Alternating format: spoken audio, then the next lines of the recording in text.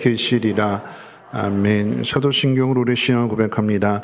전능하사 천지를 만드신 하나님 아버지를 내가 믿사오며 그 외아들 우리 주 예수 그리스도를 믿사. 이는 성령으로 잉태하사 동정녀 마리아에게 나시고 본디오 빌라도에게 고난을 받으사 십자가에 못 박혀 죽으시고 장사한 지 사흘 만에 죽은 자 가운데서 다시 살아나시며 하늘에 오르사 전능하신 하나님 우편에 앉아 계시다가 저리로서 산자와 죽은 자를 심판하러 오시리라. 성령을 믿사오며 거룩한 공예와 성도가 서로 교통하는 곳과 죄를 사해 주시는 곳과 몸이 다시 사는 곳과 영원히 사는 것을 믿사옵나이다. 아멘. 함께 앉으셔서 찬송가 28장 찬송 후에 임성근 장로님 기도해 주시겠습니다.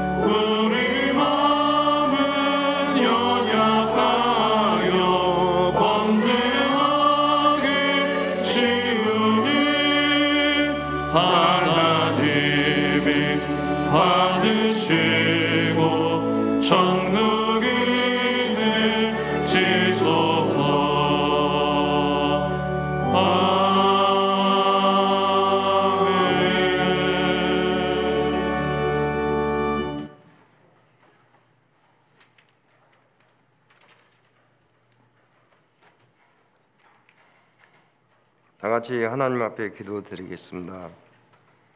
하나님 아버지 감사합니다. 어느새 8월이라는 시간이 지나 그토록 더웠던 삼복더위도 가을이라는 계절 앞에 자리를 양보하고 9월과 함께 풍성한 계절의 결실을 주심을 감사를 드립니다.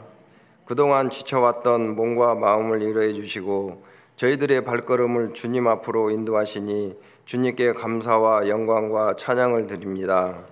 하나님 아버지, 우리가 한 주간도 삶을 살면서 하나님 말씀대로 살지 못하고 여러 가지 범한 죄와 허물이 많이 있습니다.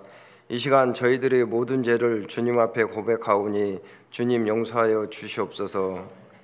주님의 핏값으로 이곳에 귀한 제단을 세우셨사오니 이 제단을 통하여 우리가 주님을 경외하고 이웃과 형제 자매를 사랑하는 제단으로 세워주시고 성도라는 이름으로 부끄럽지 않게 주님을 잘 섬기게 하시고 서로 간에 잘 이해하고 섬길 수 있는 제단으로 인도하여 주시옵소서. 사랑하시는 하나님 아버지, 이제 며칠 있으면 교회 리모델링이 시작됩니다. 일하신 분들에게 복 주시어 다치지 않고 일할 수 있도록 하나님께서 함께하여 주시옵소서. 그래서 아름다운 성전으로 리모델링되어서 우리 성도님들이 하나님을 경외하며 예배드릴 수 있도록 인도하여 주시옵소서. 사랑하는 하나님 아버지, 오늘도 주님의 몸된 교회를 위해서 애쓰는 담임 목사님을 영육간에 강건하게 하여 주시고, 이 시간 주님의 말씀을 대언하실 때 하나님의 능력과 지혜를 주시옵고, 목사님께서 전하시는 말씀이 우리에게는 은혜와 축복의 시간이 되게 하여 주시옵소서. 찬양으로 하나님께 영광 돌려 올리는 찬양대를 축복하시고, 오늘 또 예배를 위해 돕는 분들에게 하늘의 신령한 복으로 채워 주시옵소서. 추석에 멀리 오고 하는 발걸음마다 지켜주시고, 모든 가족 한가위 보름달처럼 풍성한 주님의 은혜가 넘치는 명절이 되도록 인도하여 주시옵소서. 우리를 구원하신 예수님으로 기도드립니다. 아멘.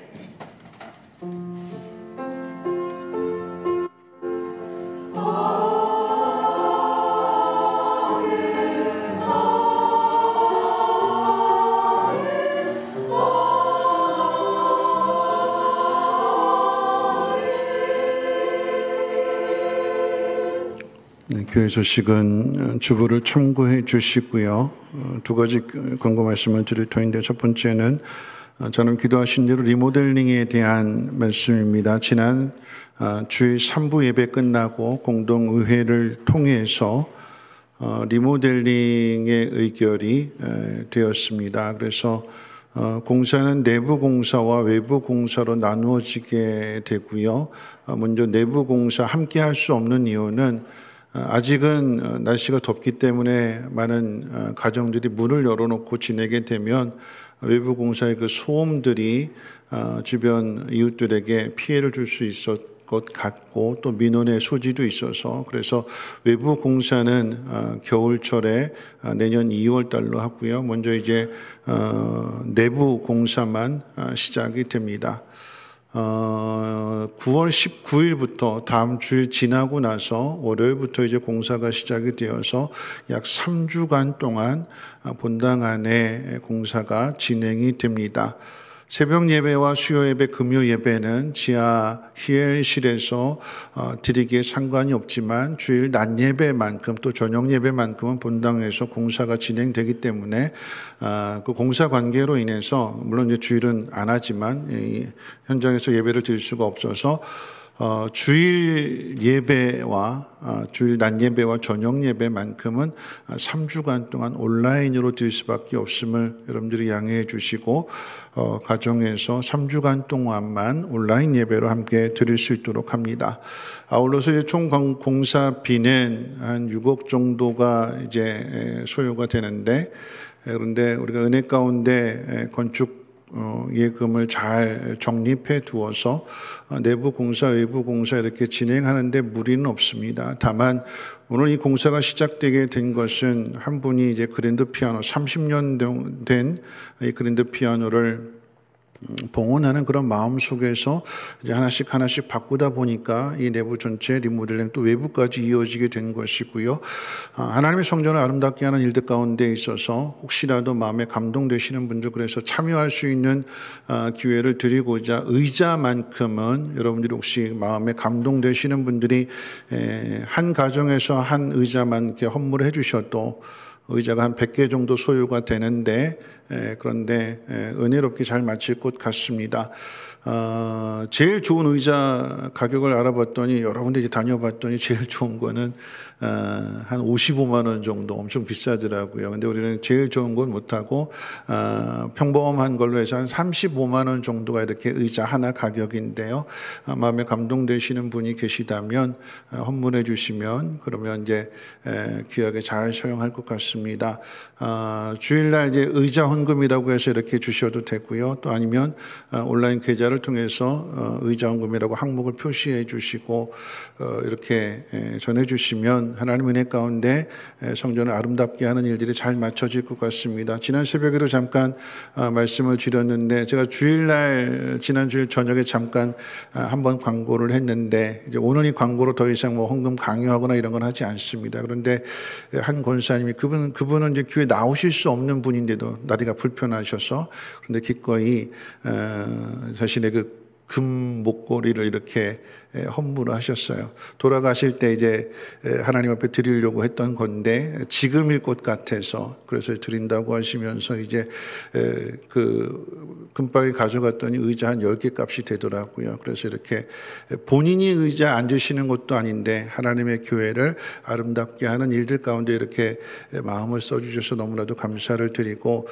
우리 교회는 헌금 강조하지 않습니다. 뭐 11조 해라 뭐 이렇게 해라 하지 않고 헌금도 뒤에 있어서 강요하지 않습니다. 마음에 감동되시는 분들만 참여해 주시면 감사할 것 같습니다. 아울러서 교회 동정 가운데 돌아오는 토요일 9월 17일 결혼식이 있는데 같은 날 두 가정입니다. 먼저 김영인 권사님 아들 김영득 군의 결혼은 12시 30분 엠블던 호텔에서 있고요.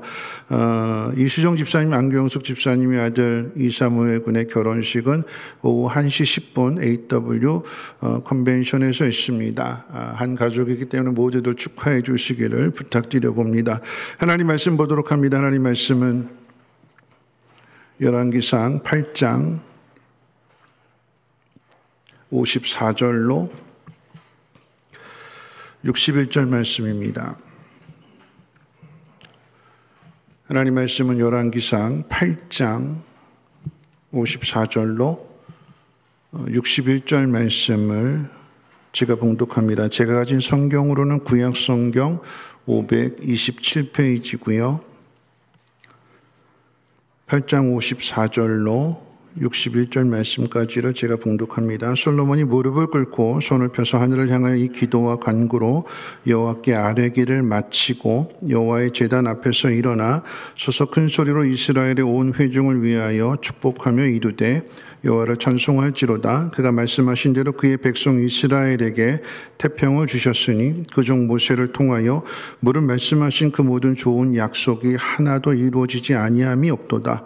우리 하나님 여호와께서 우리 조상들과 함께 계시던 것 같이 우리와 함께 계시옵고 우리를 떠나지 마시오며 버리지 마시옵고 우리의 마음을 주께로 향하여 그의 모든 길로 행하게 하시오며 우리 조상들에게 명령하신 계명과 법대와 율례를 지키게 하시기를 원하오며 여호와 앞에서 내가 간구하니 이 말씀이 주야로 우리 하나님 여호와께 가까이 있게 하시옵고 또 주의 종의 일과 주의 백성 이스라엘의 일을 날마다 필요한 대로 돌아보사 이에 세상 만민에게 여호와께서만 하나님이시고 그 외에는 없는 줄을 알게 하시기를 원하노라.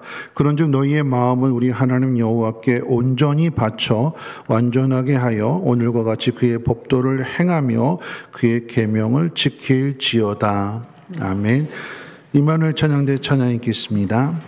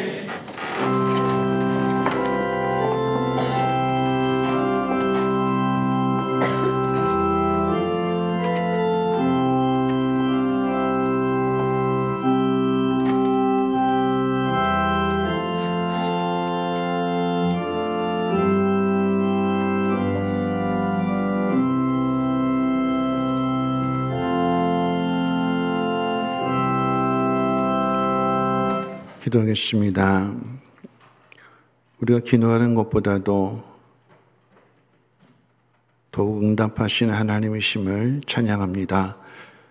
우리에게 있어야 할 것을 우리 자신이 아는 것보다도 더 잘 아시는 하나님께서 때를 따라 필요한 모든 것들을 공급해 주시고 어려움을 당하지만 그 어려움 속에서 믿음을 나타내며 그 믿음을 통해 이루어 가신 하나님의 놀라운 능력들을 세상 가운데 나타낼 수 있는 우리 모두가 되게 하옵소서. 뒤처진 예물이 하나님의 놀라운 일들을 향하여 쓰임받게 될 때에 주께서 도우사 복의 복을 더하여 주시고 오병이와 같은 놀라운 기적을 통하여서 더 많은 사람들이 하나님의 은혜와 사랑을 깨달아 알게 하시고 하나님께로 돌이킬 수 있도록 하나님 인도해 주시옵소서. 드린 손길도 하나님 복 주셔서 메마르지 않게 하시고 마음에 계획한 일들 또 하나님 앞에 부르짖어 기도한 모든 것들에 대한 넘치는 응답으로 함께 해 주시고 축복의 통로들이 되게 하옵소서.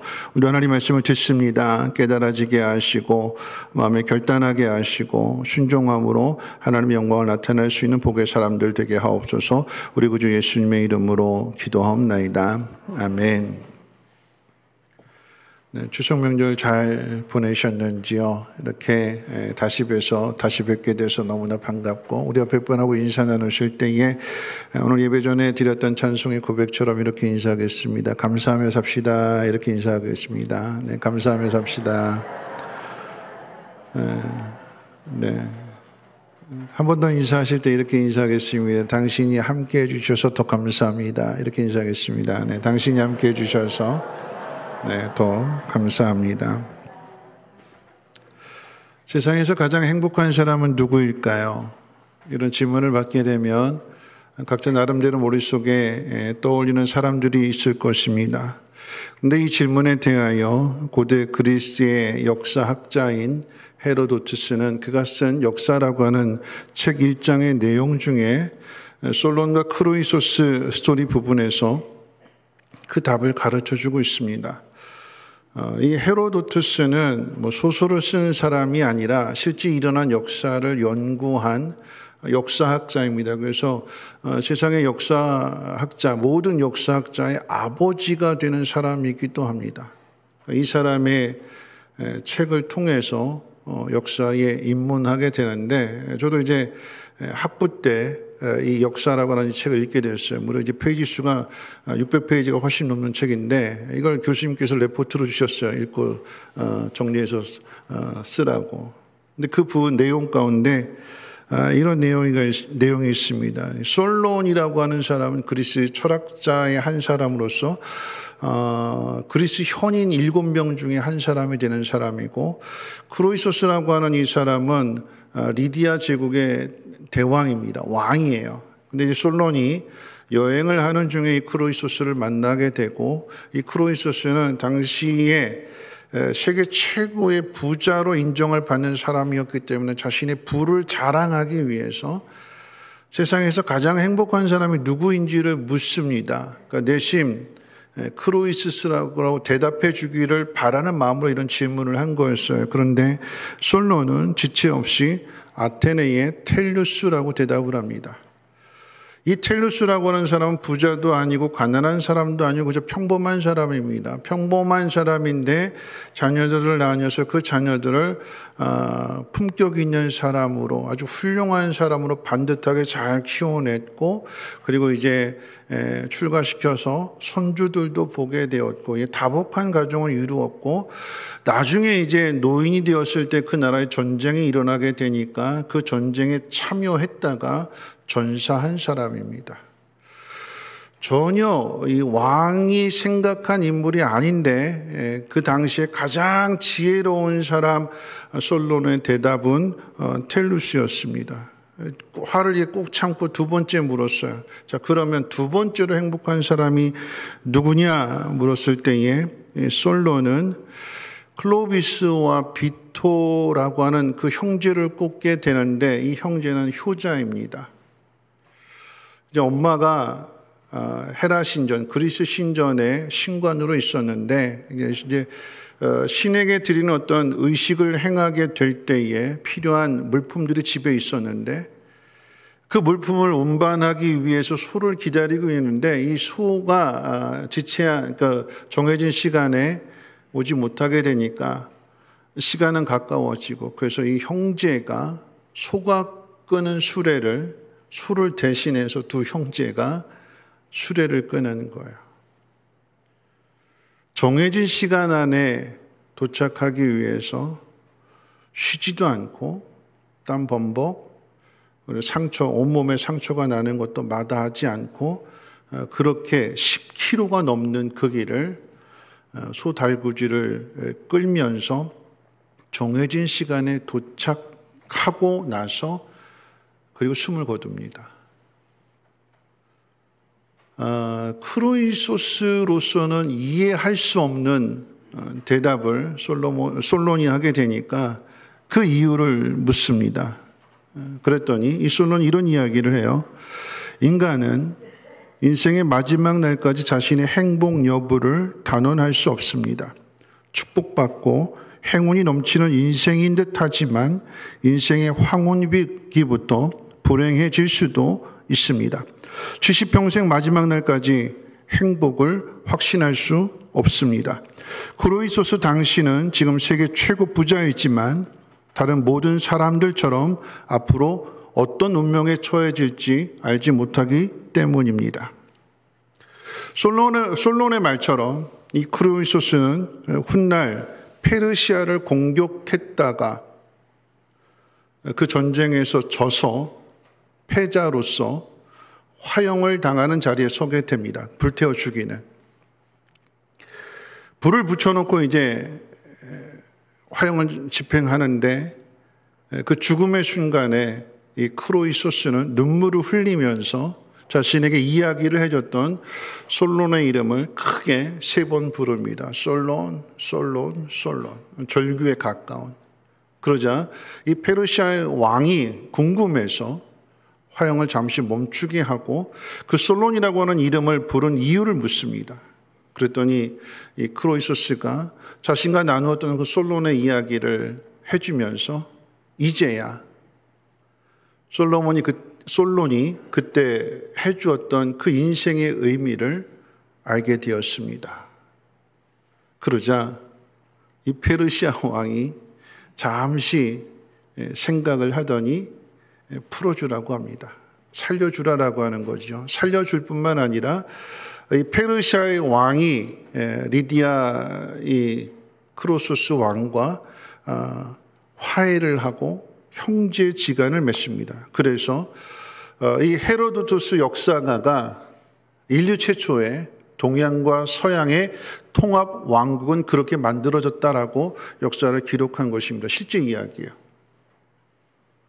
여러분, 이 이야기가 주는 교훈은 사람은 그가 가지고 있는 것으로 행복을 말하지 않고 그의 삶이 다른 사람에게 어떤 영향을 미쳤느냐에 따라서 평가한다라고 하는 것과 인생이라고 하는 것은 항상 좋은 것만 있지 않고 누구에게나 예외 없이 좋은 것과 나쁜 것, 오르막길과 내리막길, 그리고 밝을 명과 어두울 암이 함께 존재한다라고 하는 것입니다. 우리가 세우는 인생의 계획, 인생의 꿈에는 코로나도 없었고 힘남노라고 하는 태풍도 없었습니다. 그런데 우리 앞에 불행의 이유라고 할 수 있는 이 코로나와 또 힘남노가 찾아왔습니다. 왜 찾아오는 걸까요? 안 왔으면 좋겠는데 왜 우리 인생 가운데 하나님은 코로나라고 하는 힘남노라고 하는 이런 것들을 하나님께서 던져주실까요? 그 속에서 인생의 지혜를 배우라라고 하는 의미입니다. 당장에는 이 코로나와 태풍이 우리에게 많은 피해를 입혔기 때문에 불행의 이유라고 말할 수 있겠지만 코로나와 이 태풍을 통해서 교훈을 얻고 성장의 기회로 삼는다면 그 사람의 인생은 달라질 것입니다. 그리고 그런 사람들에 대하여 후대의 사람들이 평가하겠죠. 행복한 삶을 산 사람들이라고 하는 것입니다. 오늘 읽은 열왕기상 8장에는 크로이소스 왕과는 비교할 수 없는 세상 역사 가운데 전무후무한 복을 받은 솔로몬 왕에 대한 이야기가 기록되어져 있는데 성전을 건축하고 봉헌하는 자리에서 드려지는 기도와 축복의 내용을 기록하고 있습니다. 저는 오늘 의도적으로 우리 교회 리모델링과 관계해서 성전 건축을 이야기하려고 하는 것이 아니라 다윗 이야기를 하는 중에 마침 이제 오늘 솔로몬 부분에 대해서 이런 이야기를 하게 되었는데요. 참고로 사무엘 상하의 주인공이 다윗이라고 한다면 열왕기 상하의 주인공은 솔로몬입니다. 여러 왕들, 다윗 이후에 여러 왕들에 대한 이야기인데 그 중에 주인공은 바로 솔로몬입니다. 왜냐하면 열왕기상 1장부터 11장까지 긴 이야기를 통해서 솔로몬의 이야기를 담고 있기 때문에 그러합니다. 그래서 하나님의 복을 받은 사람이 솔로몬이 어떤 일을 했는가, 또 어떤 일을 하는 사람이 복을 받는 사람인가를 가지고 두 가지를 생각해 보고자 합니다. 첫 번째는 세상에서 가장 큰 복을 받은 사람이 한 일입니다. 우리는 솔로몬에 대해서 생각해 보면 가장 먼저 떠오르는 것이 일천번제입니다.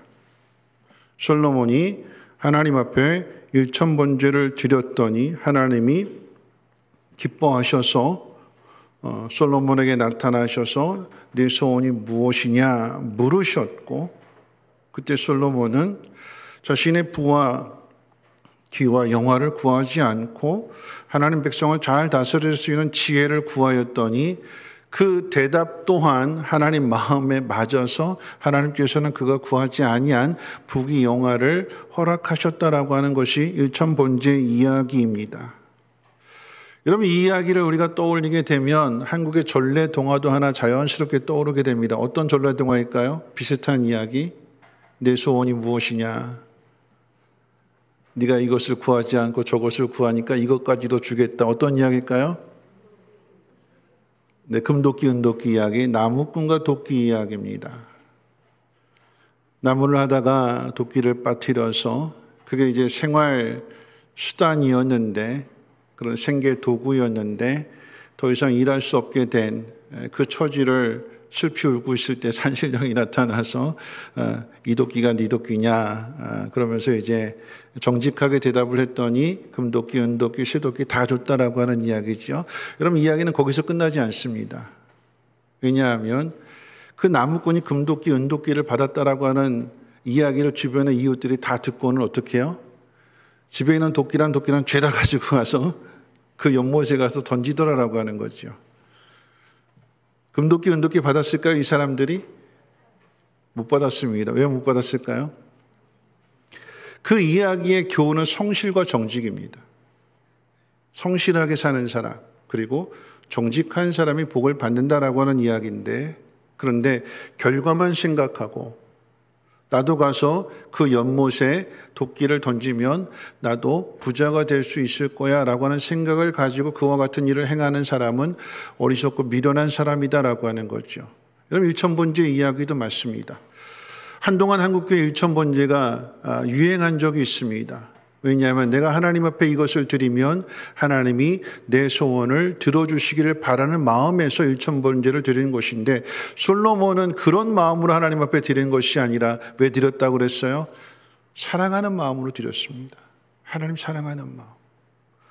여러분, 솔로몬의 인생을 평가할 때에 1장부터 11장까지 긴 이야기를 다루고 있지만 솔로몬 이야기의 핵심은 성전 건축에 대한 이야기입니다.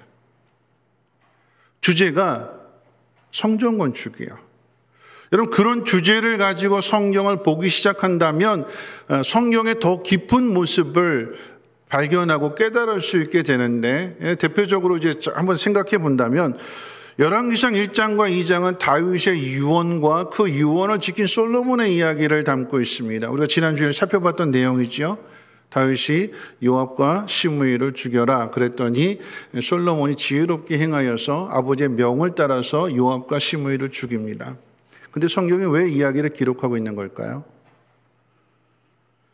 다윗이 남긴 유언 가운데 많은 유언들이 있었을 터인데 왜 성경은 열왕기서의 기자는 솔로몬이 다윗의 명을 따라서 요압과 시므이를 죽인 일을 기록하고 있는 걸까요? 이것을 가르쳐주기 위함입니다. 무엇이냐면 솔로몬이 다윗의 유언을, 다윗의 명령을 지극히 작은 부분까지도 잘 지켜 행하더라, 순종하더라라고 하는 이야기입니다. 여러분, 그런 의미에서 생각해 본다면 다윗이 아들 솔로몬에게 죽으면서 유언을 남겨준 가장 중요한 이야기는 어떤 이야기였을까요?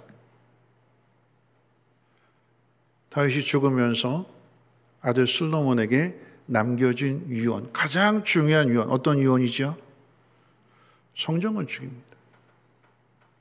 왜냐하면 다윗의 꿈이잖아요. 다윗이 그토록 열망했던, 간절히 소망했던, 그러나 하나님이 허락하시지를 않아서 할 수 없었던, 하나님께서 다윗이 아닌 그의 아들 솔로몬을 통해서 그 성전을 건축하신다고 하셨기 때문에 다윗은 자신이 마치 하는 것과 같은 그런 모든 열심으로 다 준비해 줍니다. 그리고 그것을 이어서 솔로몬이 성전을 건축하게 되는 거죠. 자, 그런 의미에서 이 3장 1,000번째 사건을 우리가 생각해 본다면, 여러분, 우리는 단순히 하나님 앞에 솔로몬이 1,000마리의 양을 번제를 드렸다, 와, 이런 걸 생각하잖아요. 근데 열왕기서 기자가 솔로몬의 1,000번제를 언급하는 이유는 딱 한 가지입니다. 뭐냐면 그 당시에 1,000번제를 드릴 만한 성전이 없었다라고 하는 것을 밝히기 위함이에요. 그래서 가장 큰 신당을 찾게 되는 것이고 아직 성전이 없음으로 인해서 그곳에서 1,000번제를 드립니다. 자, 그러면 1,000번제를 통해서 나타나는 것이 무엇일까요? 누가 하나님의 성전을 건축하는가라고 하는 거죠. 누가요?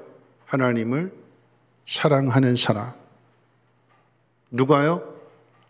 하나님이 소원을 물을 때에 자신의 소원이 아닌 하나님이 기뻐하시는 것을 먼저 말할 수 있는 사람, 하나님이 중심이 되는 그 사람이 하나님의 성전을 건축할 수 있다라고 하는 것을 열왕기상 3장 1,000번째 사건을 통해서 하나님이 나타내 보여주시는 거예요.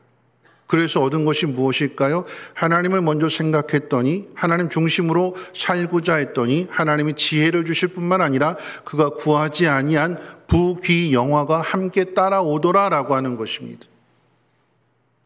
그리고 4장으로 넘어가게 되면 솔로몬이 받은 이 복에 대한 이야기예요. 그래서 신하의 규모에 대해서 이야기를 하고, 하루 동안에 솔로몬 그 왕궁에서 음식을 먹은 사람들, 그 음식에 소요된 그 양, 어마어마한 규모가 소요되었다라고 하는 것을 이야기하는 거예요. 하나님 주신 복이 이만큼 엄청나다라고 하는 것이죠. 그리고 자연스럽게 열왕기상 5장은 성전 건축을 위한 준비에 대한 내용을 기록하고 있고요. 6장과 7장으로 넘어가게 되면 드디어 이제 성전 건축이 시작이 되고 성전 건축 안에 있는, 성전 안에 있는 성전 기구들에 대한 제작이 이루어지게 됩니다.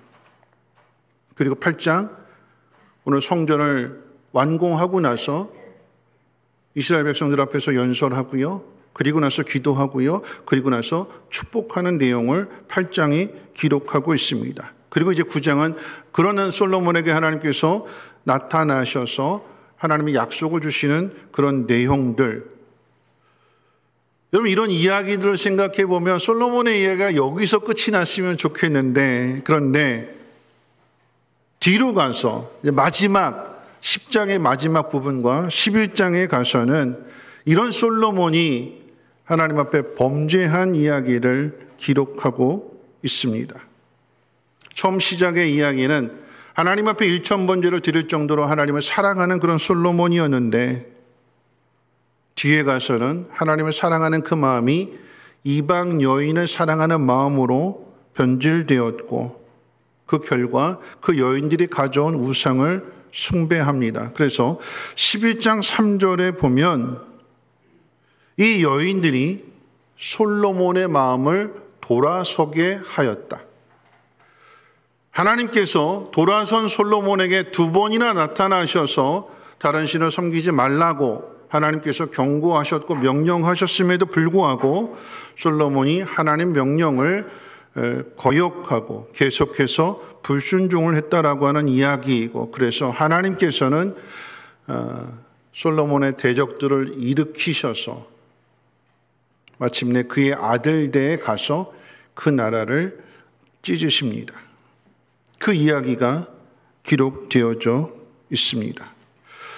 여러분, 열왕기 상하를 기록한 이 열왕기서의 저자가 솔로몬의 이야기를 이렇게 길게 언급하는 것은 솔로몬이 행한 그 일들이 훗날 다음 세대 왕들에게 기준이 되는 그 기준점을 제시하는 거예요.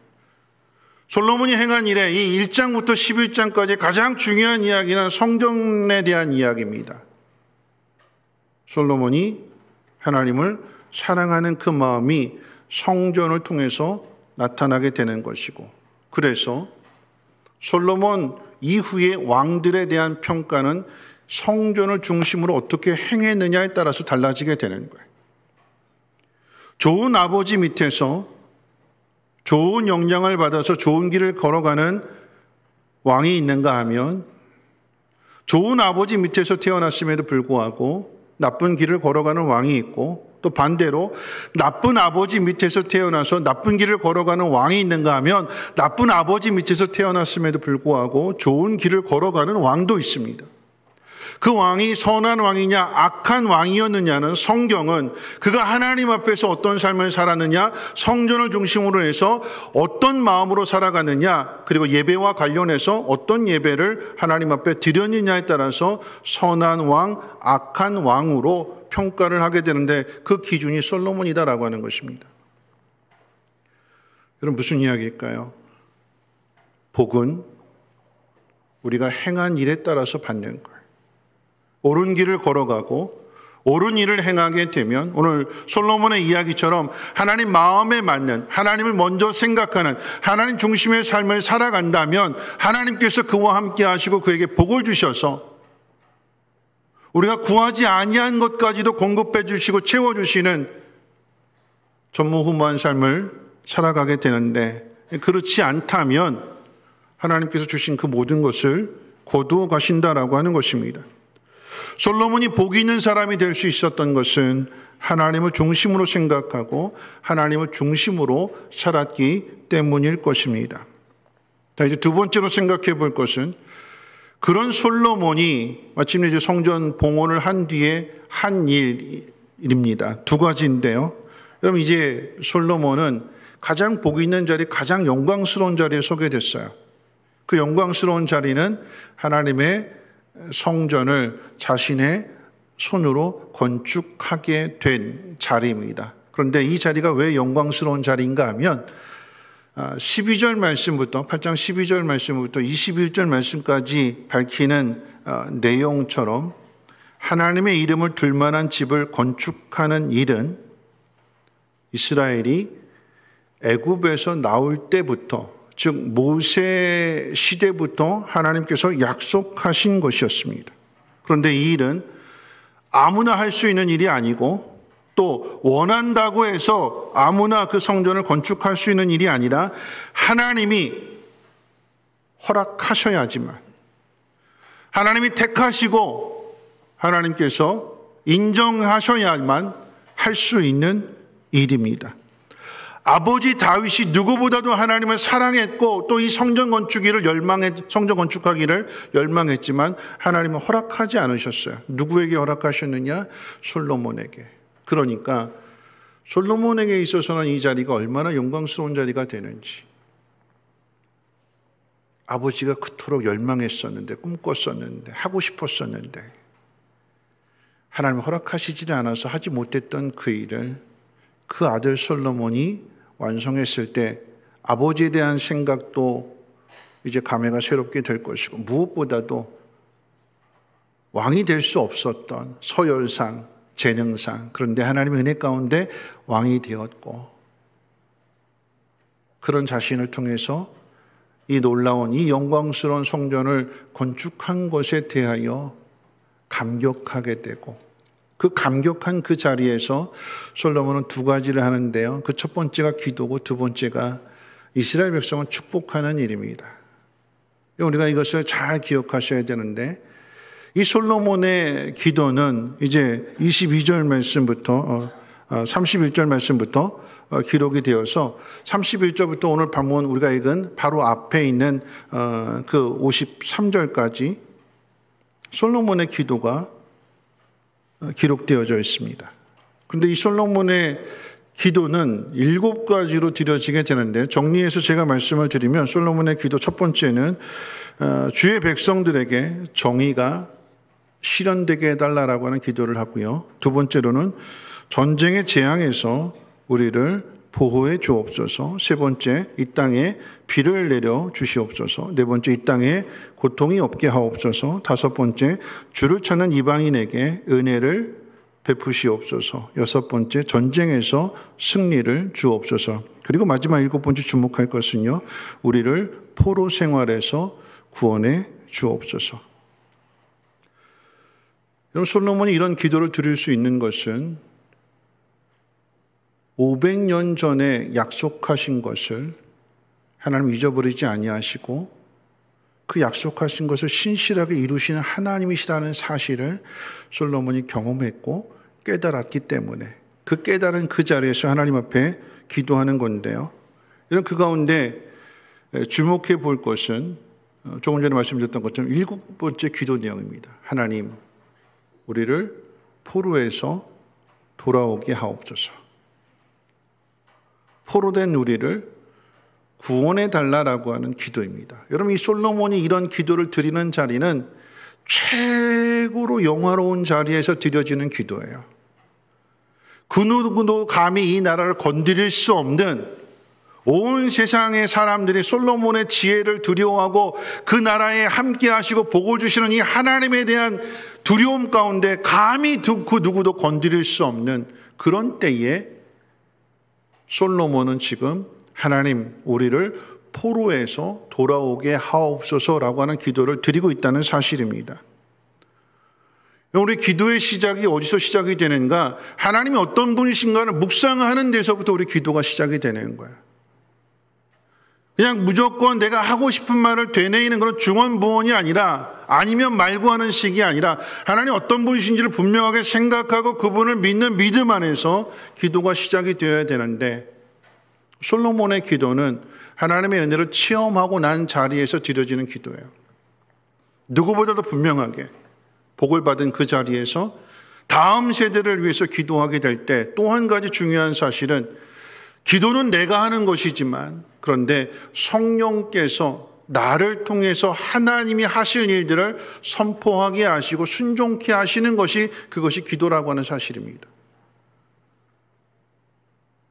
그렇기 때문에 지금 솔로몬의 상황은 평안한 상태고 이스라엘의 최고 번영의 상태예요. 그런데 그런 상태 속에서 이스라엘이 나라가 망하고 성전이 무너지게 되고 바벨론의 포로로 잡혀가게 될 것을 솔로몬의 입을 통해서 하나님께서 고백하게 하시는 거예요. 기도하게 하시는 것입니다. 건져달라고요. 여러분, 이 이야기는 솔로몬이 불순종하고 하나님을 거역하여 그 인생은 마칠지라도 그가 성전이 건축되었을 때 하나님의 은혜가 충만하게 되었을 때 이스라엘 백성들을 위한 그 기도는 그 성전에 남아 있어서 훗날 그대로 바벨론의 포로로 잡혀갔던 그때에 하나님은 그 기도를 응답해 주신다는 사실을 오늘 솔로몬의 이야기를 통해서 우리에게 가르쳐 주시는 것입니다. 솔로몬은 죽을지라도 그가 하나님의 은혜로 충만한 때에 하나님 앞에 드렸던 그 기도는 남아 있어서 하나님 그 기도를 기억하시고 그 기도에 응답해 주시는 거죠. 솔로몬이 기도를 할 뿐만 아니라 또한 그 자리에서 함께 역사에 동참한 이스라엘 백성들을 축복합니다. 솔로몬의 축복은 세 가지로 나타나게 되는데요. 그저 빈 말이 아니라 모세를 통해서 말씀하신 것이 다 이루어졌다라고 하는 이 사실을 근거로 해서 내가 하나님의 이 복을 받은 것처럼 너희들도 하나님의 이 복을 받기를 원한다라고 하는 진실한 마음을 가지고 축복하는 것입니다. 그저 빈말이 아니라. 여러분, 한국 사람은 빈말을 많이 하죠. 외국 사람들이 한국 사람을 만나서 제일 놀라는 것 중에 하나가 언제 밥 한번 먹자라고 하는 이야기라고 합니다. 밥 한번 먹자? 진짜로 언제 밥 사주나 기다렸는데 안 사주더래요. 이 사람도 밥 한번 먹자, 이 사람도 밥 한번 먹자. 그러고 나서 알았대요. 이건 그냥 인사치레로 하는 말이구나. 빈말로 하는 거죠. 그런데 하나님 앞에서는 빈말을 할 수 없는 거죠. 솔로몬은 자신이 복을 받은 것을 경험으로 해서 다음 세대를 위해서 기도를 할 뿐만 아니라 그들도 하나님의 복을 받기 위해서 축복하게 되는데요. 세 가지로 축복을 하게 됩니다. 마지막 살펴볼 내용이기도 한데 가장 먼저 우리 57절 말씀 같이 한번 읽어볼까요? 오늘 본문은 57절 말씀입니다. 시작. 우리 하나님 여호와께서 우리 조상들과 함께 계시던 것 같이 우리와 함께 계시옵고 우리를 떠나지 마시오며 버리지 마시옵고. 여러분, 이것은 하나님의 임재를 구하는 축복입니다. 우리의 삶을 통해서 하나님 우리를 버리지 마시고 떠나지 마시고 하나님 우리와 함께해 주옵소서.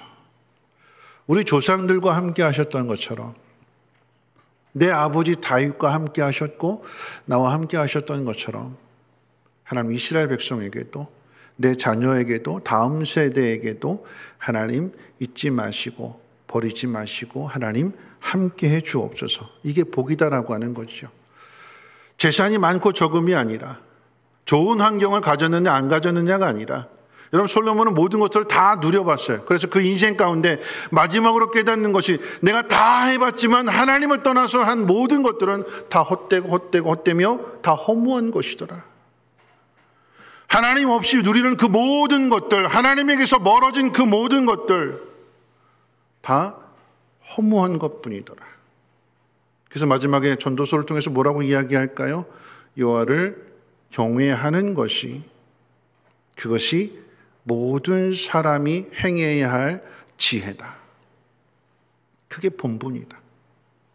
하나님을 경외하는 일, 하나님과 함께하는 일, 하나님을 중심으로 살아가는 일, 그 하나님을 구하는 거죠.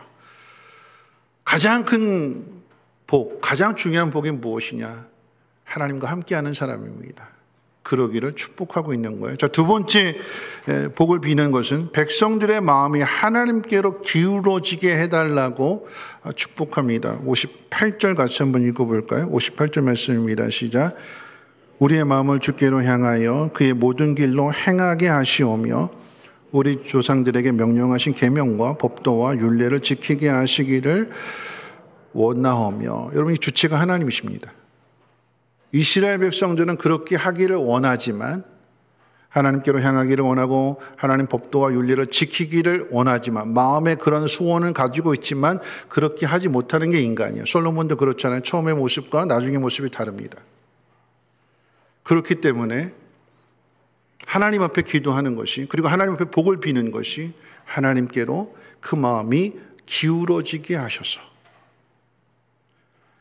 하나님만 생각하게 하셔서 하나님의 복을 받는 사람들 되게 하옵소서. 혹 우리가 교만해져서 하나님을 거역하고 하나님에게서 멀어질지라도 하나님 다시 돌아와서 하나님 앞에 집중하게 하시고 그 마음이 하나님께로 기울어지게 해달라고 복을 빌어주는 거예요.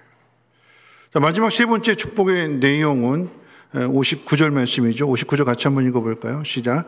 여호와 앞에서 내가 간구한 이 말씀이 주야로 우리 하나님 여호와께 가까이 있게 하시옵고 또 주의 종의 일과 주의 백성 이스라엘의 일을 날마다 필요한 대로 돌아보사. 60절입니다. 이에 세상 만민에게 여호와께서만 하나님이시고 그 외에는 없는 줄을 알게 하시기를 원하노라.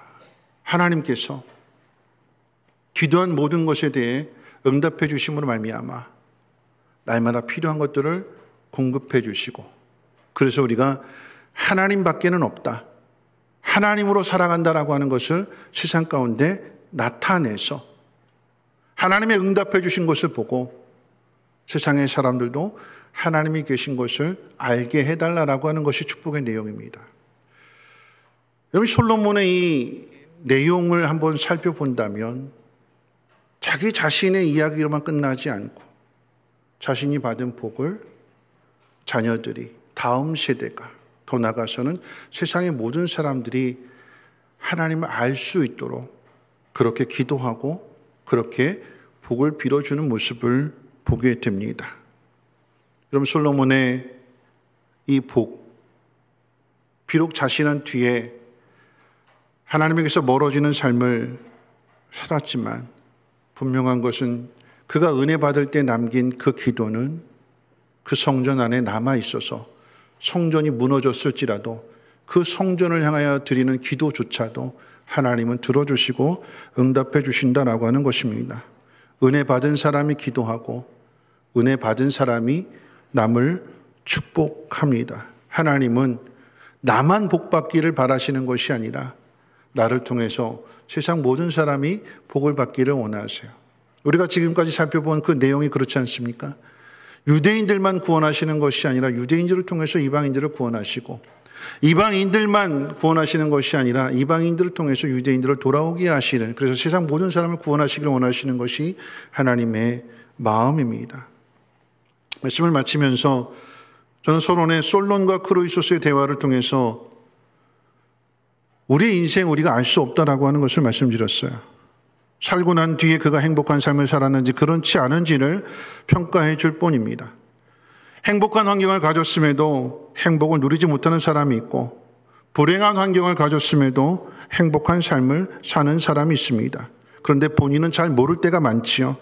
그래서 다른 사람을 행복하게 해준 것을 통해서 그 사람이 올바른 삶을 살았고 올바른 생각을 가졌다라고 하는 것을 알기에 행복했을 것이라고 가늠하는 것입니다. 하나님은 우리가 행복하기를 원하시고 우리에게 복 주시기를 원하십니다. 그런데 누구에게 이런 복을 주실까요? 타인의 복을 빌어주고 타인을 위해서 기도할 수 있는 사람입니다. 윤대명 씨가 쓴 산문집에 어머니의 수조라고 하는 책이 있습니다. 책의 내용 중에 이런 내용이 있어요. 어째서 이런 저녁을 드시고 계십니까, 어머니? 내가 묻자 어머니는 낯선 산에게 앞가슴을 들킨 처녀처럼 냉큼 얼굴을 감추고 돌아앉았다. 그리고 말하길, 늙은 여자가 혼자 먹는 밥상은 다 이런 거란다 아들아. 어느 어미가 저 혼자 배불리 먹겠다고 따로 밥상을 차린다더냐. 그저 밥 한 그릇과 짠지 한 그릇이면 되지. 그러면서 이제 어머니의 이야기를 듣고 그 저자가 이런 이야기를 해요. 어머니들은 음식에 대한 문외한이다. 어머니들이 알고 있는 음식은 자신이 만든 음식에 한정되어 있다. 어머니가 이제까지 못 드셔보셨을 것 같은 맛있는 음식들을 생각하느라 머리를 싸맨다. 자신을 위해 밥상을 차리는데 서툰 것이 우리들의 어머니이기 때문이다. 어머니는 그렇죠. 아니, 부모는 그렇습니다. 자신을 위하지 않고 자식을 위합니다. 그렇게 인생이 끝나는 것이 아니라, 여러분, 행복이라고 하는 것은 어머니가 그렇다면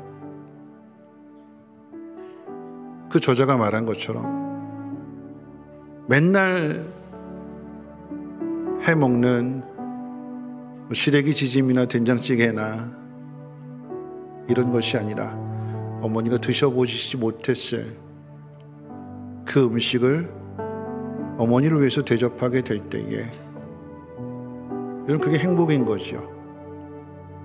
서로를 위하는 마음, 서로를 생각하는 마음. 우리의 인생 우리가 알지 못합니다. 행복하기를 바라고 모든 것이 갖추어지기를 바라고 편안하게 눈을 감기를 바라지만, 여러분, 우리의 인생의 마지막은 외로움일 것입니다. 음식을 먹어도 맛을 모르고, 부귀 영화를 보아도 감흥을 느끼지 못하고, 결국에는 남편도 떠나고 자식도 출가하고 혼자만 남게 될 거죠. 누구나 다. 그런데 저는 문득 이번 추석 명절에 외로움과 그리움을 한번 생각해 봤어요. 외로움과 그리움은 똑같습니다. 혼자 있는 거예요. 근데 차이가 있다면, 외로움에 빠져 있는 사람은 아무것도 하지 않습니다. 그냥 혼자 있는 거예요.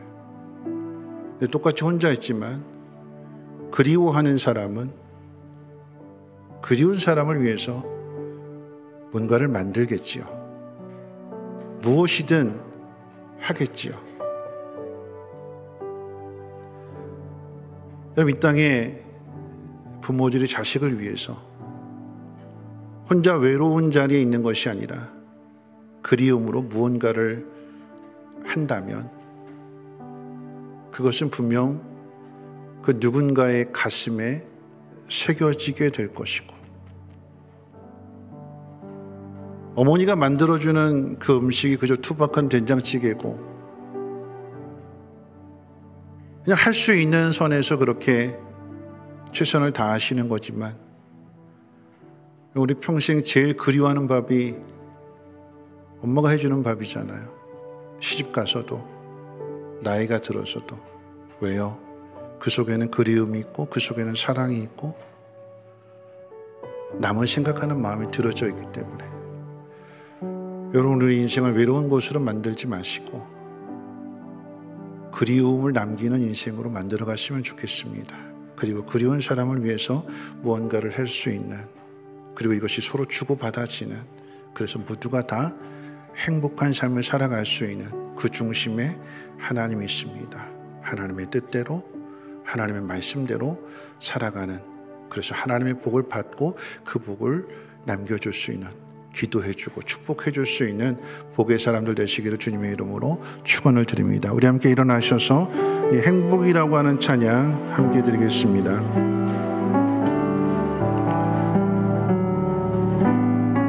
화려하지 않아도 정결하게 사는 삶, 가진 것이 적어도 감사하며 사는 삶, 내게 주신 작은 일 나눠주며 사는 삶, 이것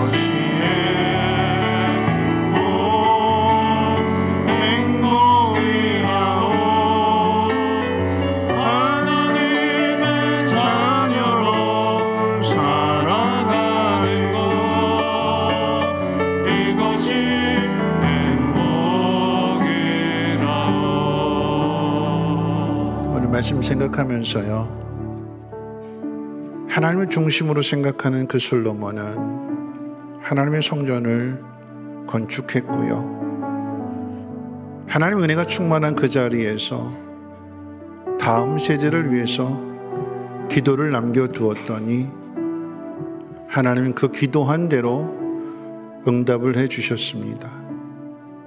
하나님의 은혜가 충만한 자리에서 다른 사람을 축복했더니 하나님은 그 축복한 내용 그대로 응답해 주셨습니다. 오늘 우리의 인생이 영원하지 않지요. 우리가 사랑하는 사람들을 끝까지 책임질 수 없습니다. 하나님 앞에 부탁하는 것이고, 우리가 하나님 앞에 그 기도를 남기고 하나님의 은혜 가운데 그대로 축복하게 될 때에 하나님은 들으신 대로 행하시는 하나님이십니다. 우리 자녀를 위해서, 다음 세대를 위해서 하나님 복을 주시옵고, 하나님 그들과 함께 해주시고, 하나님 그들을 그 어떤 어려움에서 건져내 주시옵소서. 다른 사람을 생각할 수 있는, 복을 빌어줄 수 있는 복이 있는 사람들 되게 하옵소서. 우리 함께 통성으로 하나님 앞에 기도합니다.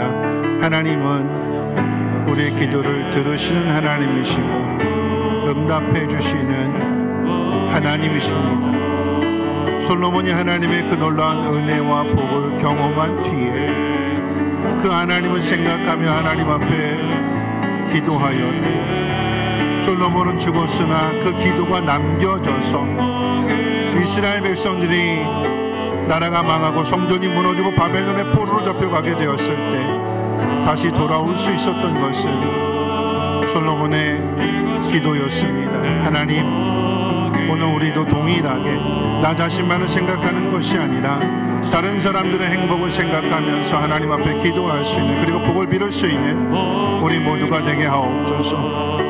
영안의 눈을 열어주시고 지혜와 분별력을 허락하여 주셔서 하나님을 경외하는 성전 중심의 삶을 살아가게 하시고, 하나님 기뻐하시는 삶이 곧 나의 기쁨이 되게 하시고 다른 사람의 기쁨이 되어줄 수 있도록 은혜 베풀어 주시옵소서. 주 안에서 하나 되게 하시고 모든 사람들이 하늘의 복을 받는 그 은혜를 허락해 주시옵소서. 주 뜻대로 살게 하옵소서. 거룩하신 하나님, 오늘 우리를 하나님 예배하는 자리로 인도해 주심을 감사합니다. 베풀으신 은혜와 사랑을 깨달아 알게 하옵시고, 은혜 받은 자리에서 다른 사람들을 위해서, 또한 다음 세대를 위하여 기도하고 축복할 수 있는 우리 모두가 되게 하옵소서. 우리는 이 땅을 떠날지라도 그 기도는 남겨져서 들으신 대로 하나님 응답해 주시고 자녀들과 함께 해주셔서 자녀들 또한 복 있는 삶을 살아내게 하옵소서. 이제는 우리 주 예수 그리스도의 무한하신 은혜와 하나님의 그 크신 사랑하심과 성령님의 감화 감동 충만 보호 역사하심이 복을 받은 사람으로, 또한 그 복을 전하기로 다짐하고 결단하는 사랑하는 제 백성들 머리머리 위에와 가정과 모든 인류가 특별히 자녀들 위에, 성민교회 심토 유치원 이 나라 민족과 북한 땅 전 세계 위에 이제로부터 영원토록 항상 함께 있을지어다. 아멘.